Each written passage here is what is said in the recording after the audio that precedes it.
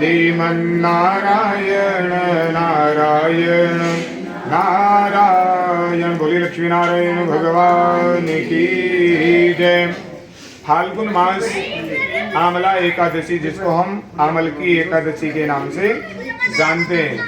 श्री कृष्ण जी बोले, हे युधिष्ठिर, फाल्गुन मास के शुक्ल पक्ष की जो एकादशी है उसका नाम क्या है? भगवान कहते हैं इसका नाम आमला एकादशी है। एक समय वशिष्ठ मुनि ने मानधाता राजा से पूछा कि समस्त पापों का नाश करने वाला कौन सा व्रत है? वशिष्ठ जी बोले, पौराणिक इतिहास कहता हूँ, ध्यान पूर्वक सुनिए। कथा को हमेशा ध्यान लगा करके सुनना चाहिए और पूरा सुनना चाहिए। वैश्य नाम की एक नगरी में चंद्रवंशी राजा चैत्ररथ नाम का राजा राज्य करता था। वह बड़ा ही धर्मात्मा था। प्रजा भी उसकी वैष्णव मतलब शुद्ध विचारधारा की थी और भगवान के प्रति समर्पित होकर के भगवान का पूजन यज्ञ इत्यादि करती थी।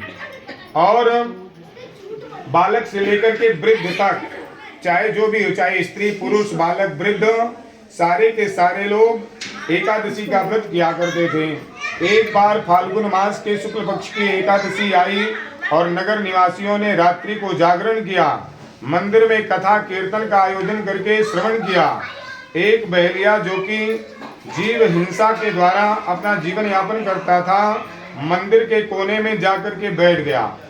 आज वह शिकारी घर से रूट करके आया था। दिन भर खाया पिया भी कुछ नहीं था। रात्रि को दिल बहलाने के लिए मंदिर के कोने में जाकर के छिप करके बैठ गया। वहां विष्णु भगवान की कथा तथा एकादशी व्रत का महात्म चल रहा था, कीर्तन हो रहा था। रात्रि व्यतीत तो हो गई, प्रातः काल घर को चला गया। भोजन पाया तो उसकी मृत्यु हो गई। और आमला एकादशी के प्रभाव से उसने रात्रि में जागरण किया था, कथा सुनी थी, मंदिर में अपना दिन बिताया था। उसके कारण से जन्म राजा विदुरथ के घर में हुआ। उसका नाम वसुरथ प्रसिद्ध हुआ।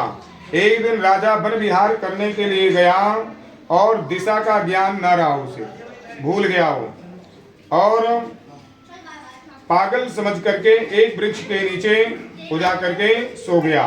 आज राजा ने आमला एकादशी का व्रत रखा था और सोते समय भगवान का ध्यान लगा करके सोने के कारण इधर मलेच्छों के राजा को अकेला देख मलेच्छों के संबंधियों को किसी दोष के कारण राजा ने दंड दिया था। इस कारण उसे मारने आए और उस समय राजा का शरीर से एक सुंदर कन्या उत्पन्न हुई।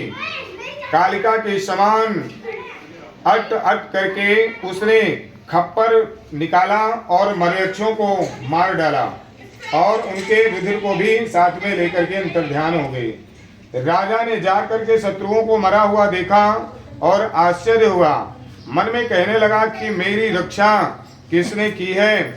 आकाशवाणी बोली कि आमला एकादशी के प्रभाव से तेरी रक्षा आज भगवान नारायण ने स्वयं करी है। जो भी एकादशी का, जो आमल की एकादशी है, इसका व्रत करेंगे, भगवान नारायण स्वयं उनकी सदैव रक्षा करेंगे।